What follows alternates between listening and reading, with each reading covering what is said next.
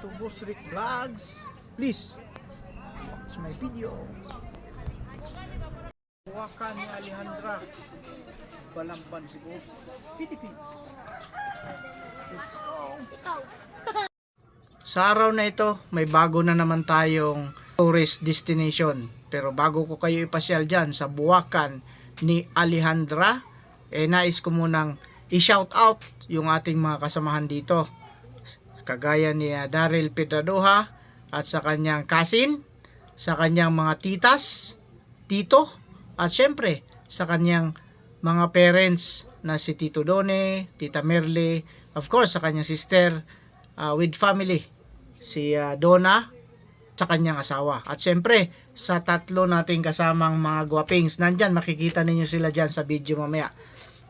Pag-uusapan natin itong pinuntahan nating Buwakan ni Alejandra.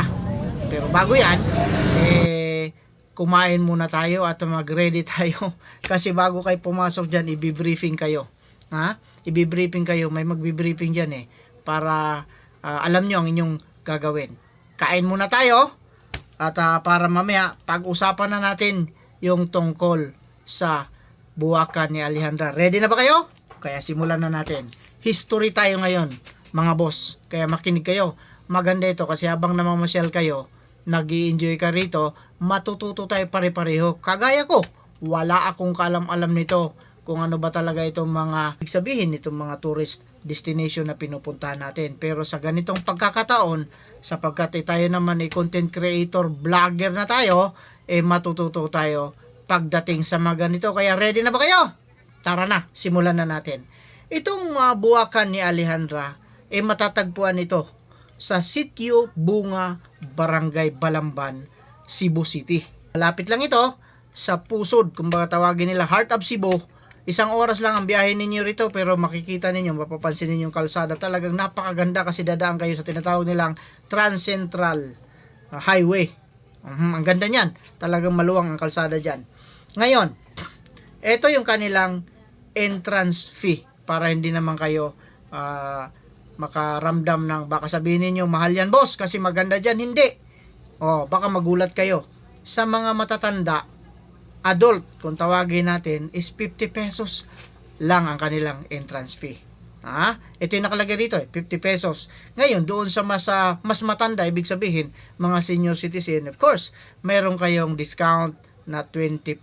Magdala lang kayo ng inyong valid ID, kahit anong ID yan, basta't valido, tanggap nila yan. Ngayon, syempre, magbabayad tayo ng environmental fee. Ano ba ibig sabihin yan, boss? Of course, syempre, baka mamaya hindi natin maiwasan, magkalat tayo roon, mahirap kaya maglinis. Di ba? Nagbabayad din sila ng tagalinis doon para ma-maintain nila yung kagandahan ng kanilang garden. Di ba? Sa mga bata naman, 5 years old below, libre pa kayo. Basta't kargahin nyo lang. Joke lang, pwede kayo maglakad-lakad dyan. Basta bawal mamita sapagkat may ano dyan Merong penalty, 500 kada bulaklak ang mapipitas ninyo. Yun ang babayaran ninyo, kaya mag-iingat kayo.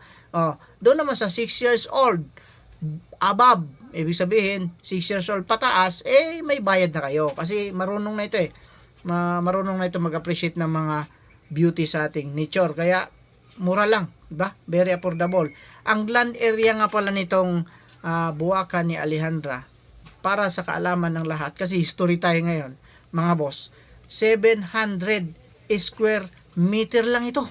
Isipin na ninyo yung 700 square meter, hindi naman ganong kalakihan. Hindi kagaya sa Temple of Leia, mahigit yon, 1 hektarya. Ibig sabihin, 1,000 square meter yon, sobra. Ito 700, mas maliit siya kumpara sa Sirao na pinuntahan natin. Nakita ninyo yung video ko na Sirao, mas maliit ito pero mas maluwang ang paningin natin dito, yung pananaw natin sapagkat open yung kanyang mga kabundukan. Tingnan niyo, makikita ninyo, di ba? Marami silang mga bundok na nasasakupan diyan. Ang para sa kaalaman ng lahat, ang original pala na pangalan nito is Alejandra's Flower Garden. Paano nangyari yun, boss? Bakit naging Buwakan ni Alejandra? Kasi nga, nandito sila sa Cebu. Translate nila ito sa Cebuano dialect na Buwakan ni Alejandra. Oo nga naman. Di ba? I-translate ninyo yung Alejandra's Flower Garden sa Cebu. Sige nga, di ba? Ang lalabas dyan, Buwakan ni Alejandra. History ito. Kaya makinig kayo. Huwag kayo tutulog-tulog. Hindi ka guys sa akin nung history. Natutulog ako. Sa totoo lang, hate na hate ko yung history. Noon, nung estudyante tayo. Pero ngayon, parang nag-aaral tayo ng history dito. Di ba? Mas maganda pala talagang pag-aralan yung history. Alam ba ninyo kung sino yung may-ari nitong Alejandra Buwakan, Alejandra Flower Garden? Yung Buwakan ni Alejandra? Ito yon. Ang nakadiscover nito ay si Eleuterio. Eleuterio Gintap. Isa siyang konsihal dyan sa barangay Bunga, Balanban. Councilman siya dyan. Tapos itong si Alejandra, ito yung mother-in-law niya.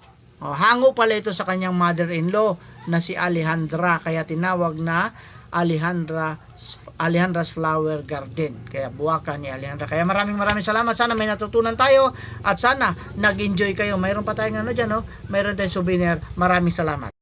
For watching, please like, follow, and share.